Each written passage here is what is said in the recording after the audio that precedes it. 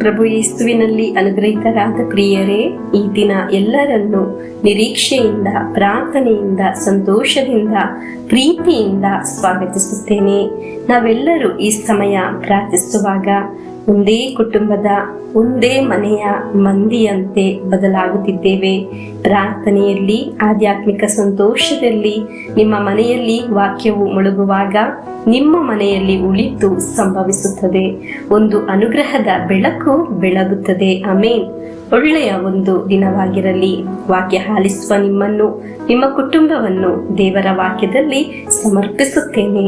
ಇಂದಿನ ದೇವರ ವಾಕ್ಯ ಮತ್ತಾಯನ ಶುಭ ಸಂದೇಶ 12ನೇ ಅಧ್ಯಾಯ 20ನೇ ವಾಕ್ಯವನ್ನು ಆಲಿಸೋಣ.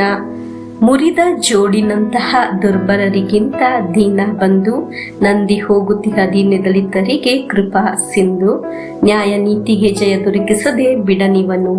ಪ್ರಿಯರೇ, ಎರಡು ಮಾತುಗಳು. ಒಂದು, ಮುರಿದ ಜೋಡಿನಂತಹ ದುರ್ಬಲರು. ಎರಡನೆಯದಾಗಿ, ನಂದಿ ಹೋಗುತ್ತಿಹ ದೀನ ದಲಿತರು. ದೇವರು ದುಡಿಯುತ್ತಿದ್ದಾರೆ. ಮುರಿದ ಜೋಡಿನಂತಹ ದುರ್ಬಲರು ದೇವರ ಕರಗಳ ಹತ್ತಿರ ಸಮೀಪಿಸಿದರೆ ಅವರು ಮುರಿದು ಹೋಗುವುದಿಲ್ಲ.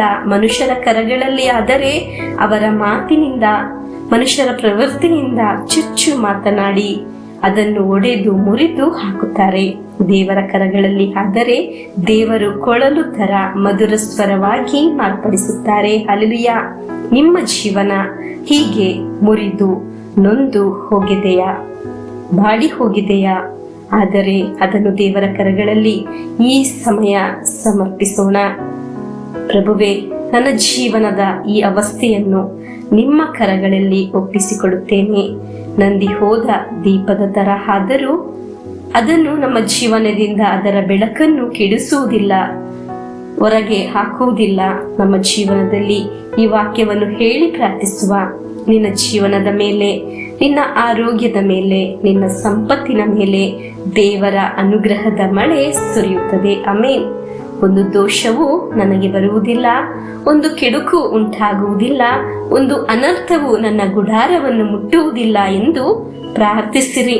ಪ್ರಿಯರೇ, ಈ 5ನೇ ತಾರೀಕು ಸೋಮವಾರದಿಂದ ಫೆಬ್ರವರಿ 6ರವರೆಗೆ ನಮ್ಮ ಮಕ್ಕಳಿಗಾಗಿ ವಿಶೇಷವಾಗಿ ಈ ಧ್ಯಾನ ಮಂದಿರದಲ್ಲಿ ಪ್ರಾರ್ಥಿಸುತ್ತಿದ್ದೇವೆ. ಮಕ್ಕಳು ಪರೀಕ್ಷೆಗೆ ಸಿದ್ಧರಾಗುವ ಸಮಯವಾಗಿದೆ. ನಿಮ್ಮ ಮಕ್ಕಳ ಸ್ವಭಾವಕ್ಕಾಗಿ, ಅವರ ಭವಿಷ್ಯಕ್ಕಾಗಿ, ಅವರು ದೇವರ ಕೃಪೆಯಿಂದ ಜೀವಿಸಲು, ದೇವರ ಭಕ್ತಿಯಿಂದ, ವಿಶ್ವಾಸದಿಂದ ಜೀವಿಸಲು ಅವರಿಗೆ ಬೇಕಾದ ಎಲ್ಲ ಅನುಗ್ರಹಗಳನ್ನು ಈ ಸಮಯದಲ್ಲಿ ನಮಗೆ ಬೇಡಿ ಪಡೆಯುವ. ಒಂದು ಗಿಡ ನೆಟ್ಟರೆ ಅದಕ್ಕೆ ಬೇಕಾದ ನೀರು, ಗೊಬ್ಬರ ಕೊಡುವಾಗ ಆಗಿದೆ ಅದರಲ್ಲಿ ಒಳ್ಳೆಯ ಫಲವು ಉಂಟಾಗುವುದು. ಹಾಗೆ ನಿಮ್ಮ ಮಕ್ಕಳಿಗಾಗಿ ಒಂದಾಗಿ ಪ್ರಾರ್ಥಿಸಲು ಲಭಿಸಿದ ಈ ಸಮಯವನ್ನು, ಅವಕಾಶವನ್ನು ಅವರಿಗಾಗಿ ಪ್ರಾರ್ಥಿಸೋಣ. ಅದು ಅವರ ಜೀವನವನ್ನು ಉನ್ನತಕ್ಕೆ, ಅತಿ ಉನ್ನತಕ್ಕೆ ಏರಿಸುತ್ತದೆ. ಅವರ ಜೀವನವನ್ನು ಅತಿ ಮನೋಹರವಾಗಿ ಮಾಡುತ್ತದೆ. ಆಗ ಅತಿ ಮನೋಹರವಾಗಿ ಅವರು ಜೀವನದಲ್ಲಿ ಉನ್ನತಕ್ಕೆ ಏರುತ್ತಾರೆ. ಇದನ್ನು ನೀವು ಎಲ್ಲರ ಹತ್ತಿರ ಹೇಳಿರಿ, ನಿಮ್ಮ ಧರ್ಮ ಕೇಂದ್ರದಲ್ಲಿ ಹೇಳಿರಿ. ದೇವರ ವಾಕ್ಯವನ್ನು ಪರಸ್ಪರ ಶೇರ್ ಮಾಡಿರಿ. ಮಕ್ಕಳಿಗೆ ಆಲಿಸಲು, ಪ್ರಾರ್ಥಿಸಲು ಪ್ರೋತ್ಸಾಹವನ್ನು ನೀಡಿರಿ. ಅವರ ಜೀವನ ಆಗ ಅನುಗ್ರಹವಾಗುತ್ತದೆ. ಬೆಲೆ ನೀಡಿ ಪ್ರಾರ್ಥಿಸುವಾಗ ಆಗಿದೆ ಬೆಲೆ ಇರುವುದು ನಿಮ್ಮ ಕೈಗೆ ಬರುವುದು. ಹಲ್ಲೆಲೂಯಾ. ಪ್ರಿಯರೇ, ನಿಮ್ಮ ಬೈಬಲ್ ಗ್ರಂಥದಲ್ಲಿ ಒಂದು ಪೇಪರಲ್ಲಿ ನಿಮ್ಮ ಮಕ್ಕಳ ಹೆಸರನ್ನು ಬರೆದು ಇಡಿ. ಕಮೆಂಟ್ ಬಾಕ್ಸಿನಲ್ಲೂ ನಿಮ್ಮ ಮಕ್ಕಳ ಹೆಸರನ್ನು, ಅಭಿಪ್ರಾಯಗಳನ್ನು ಹಾಕಿರಿ. ಒಂದೊಂದು ದಿನ ಕೇಳುವ ವಾಕ್ಯದಲ್ಲಿ ನೀವು ಬರೆದು ಇಟ್ಟ ವಿಷಯಗಳನ್ನು ಸಮರ್ಪಿಸಿ ಇಡಿ. ಪ್ರಿಯರೇ, ಇಂದು ಆಲಿಸಿದ ವಾಕ್ಯದ ಹಾಗೆ ನಮ್ಮ ಜೀವನ ಅನುಗ್ರಹವಾಗಲಿ ಎಂದು ಪ್ರಾರ್ಥಿಸಿ ಪ್ರಭು ಯೇಸುವಿನ ಆಶೀರ್ವಾದವನ್ನು ಸ್ವೀಕರಿಸೋಣ. ಇಂದು ಭಾನುವಾರ ದಿವ್ಯ ಬಲಿ ಪೂಜೆಯಲ್ಲಿ ವಿಶೇಷವಾಗಿ ನಮ್ಮ ಮಕ್ಕಳಿಗಾಗಿ ಪ್ರಾರ್ಥಿಸೋಣ. ಆಮೇನ್.